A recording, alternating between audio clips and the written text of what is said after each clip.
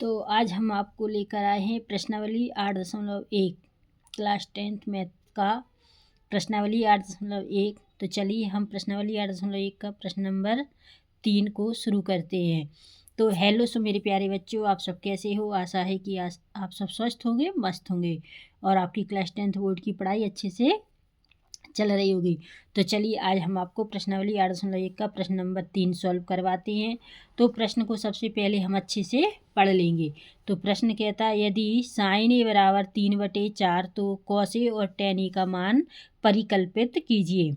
क्या करना है हमें? कॉस ए और tan ए का मान परिकल्पित करना है।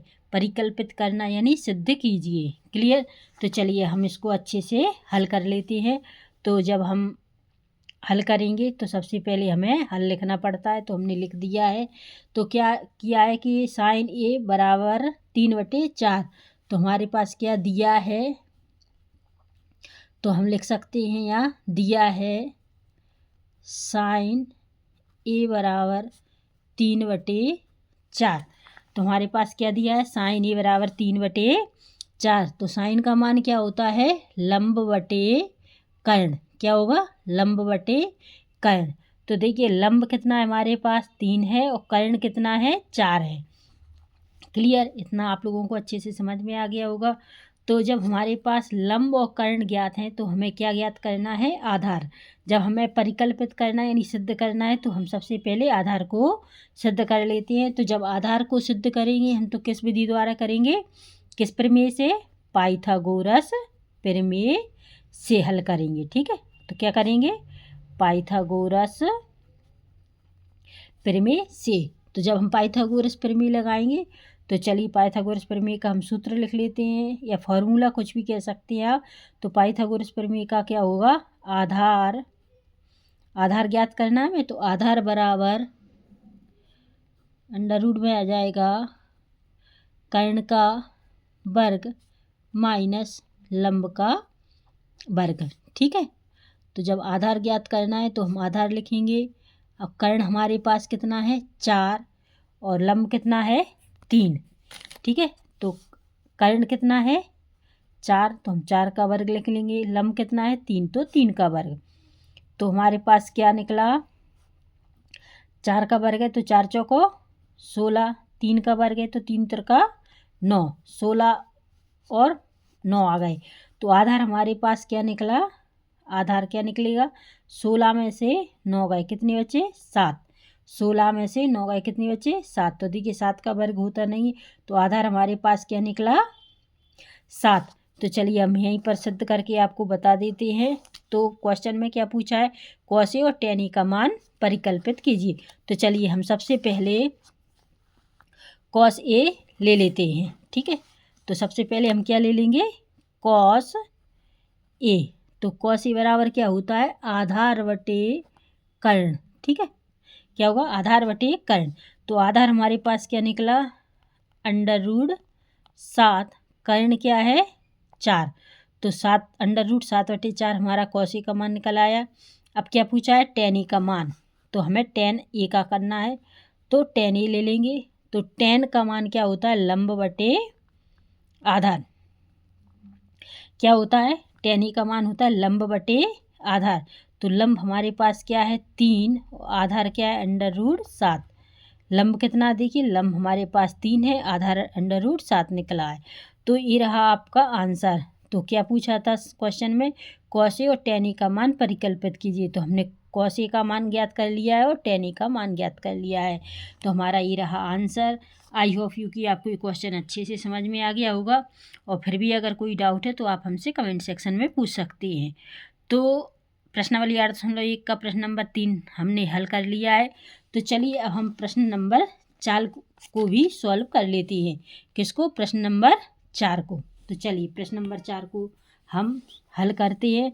तो जब हम हल करेंगे तो सबसे पहले हम हल लिख लेते हैं। तो चलिए, तो सबसे पहले हम प्रश्न नंबर 4 को हल करेंगे। तो सबसे पहले हम प्रश्न को पढ़ लेते हैं। प्रश्न पढ़ते हैं। प्रश्न क्या कहता है? यदि 15 cot ए बराबर 8 हो तो साइन ए और sec ए का मान ज्ञात कीजिए। क्या? यदि 15 cot ए बराबर 8 हो तो साइन ए और सेक ए का मान ज्ञात कीजिए। तो चलिए हम इसको हल करना शुरू करते हैं। जब हल करेंगे तो हमारे पास दिया है, क्या दिया है, तो हम लिख सकते हैं यहाँ दिया है, क्या दिया है, 15 cot a बराबर 8। क्या दिया है, 15 cot a बराबर 8। तो हम लिख सकते हैं cot a बराबर 8/15। क्या cot a बराबर 8/15। तो देखिए cot a का मान क्या होता है, यानी cot का मान क्या होता है, आधार बटे लंब। क्या होगा, आधार बटे लंब। तो देखिए आधार हमारे पास 8 है और लंब कितना है, 15। तो हमारे पास जब आधार और लंब पहले से ज्ञात हैं तो हमें ज्ञात का करना है कर्ण, है ना। कर्ण ज्ञात करेंगे तो किस विधि द्वारा करेंगे, पाइथागोरस प्रमेय से।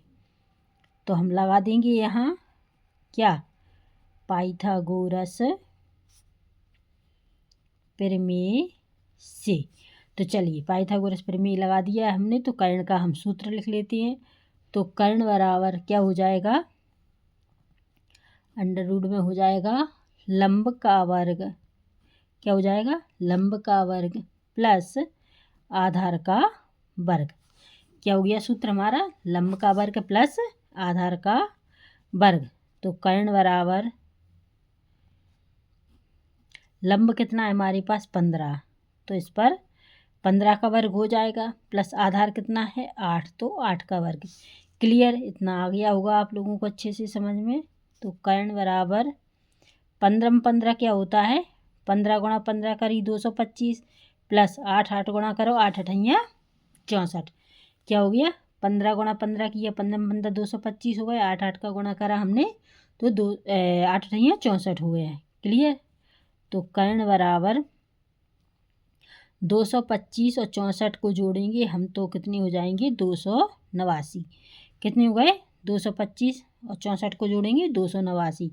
फिर 289 का वर्ग क्या होता है, हम इसका वर्ग हटा देंगे तो 289 का वर्ग होता है 17। 289 का वर्ग क्या होता है, 17। तुम्हारे पास कर्ण क्या ज्ञात हो गया, 17। तो अब प्रश्न में क्या पूछा है कि साइन ए और सेक ए का मान ज्ञात कीजिए। तो चलिए हम साइन ए और सेक ए का मान ज्ञात कर लेते हैं। तो सबसे पहले हम करेंगे साइन, साइन दिया है तो हम साइन ए का मान लिखेंगे। साइन का मान क्या होता है, साइन बराबर होता है लंब बटे कर्ण, है ना। साइन बराबर होता है लंब बटे कर्ण। तो ये लंब हमारे पास क्या है 15 और कर्ण क्या है हमारे पास 17। तो ये क्या हो गया 15/17 हमारे पास साइन ए का मान हो गया। अब क्या पूछा है, साइन ए और सेक ए। तो चलिए हम सेक ए बराबर भी ज्ञात कर लेते हैं। सेक ए बराबर क्या होता है, कर्ण बटे आधार। सेक ए बराबर क्या होता है, कर्ण बटे आधार। तो कर्ण हमारे पास क्या है 17, है ना। कर्ण हमारे पास क्या है 17 और आधार कितना है 8, तो 17/8। तो देखिए क्या पूछा था, साइन ए और सेक ए का मान ज्ञात कीजिए। तो हमने देखिए साइन ए का मान 15/17 हो गया और सेक ए का मान 17/8 हो गया। तो ये रहा हमारा आंसर। आई होप यू कि आपको ये क्वेश्चन अच्छे से समझ में आ गया होगा। और अगर फिर भी डाउट है तो आप हमसे कमेंट सेक्शन में पूछ सकते हैं। और जो भी हमारे चैनल पर नए हैं, हमारे चैनल को सब्सक्राइब कीजिए, लाइक कीजिए और ज़्यादा से ज़्यादा दोस्तों के साथ शेयर भी कीजिए। तो चलिए हम ऐसे ही अच्छे अच्छे प्रश्नों के साथ आपसे अगली वीडियो में फिर मिलेंगे। तब तक के लिए नमस्कार, जय हिंद।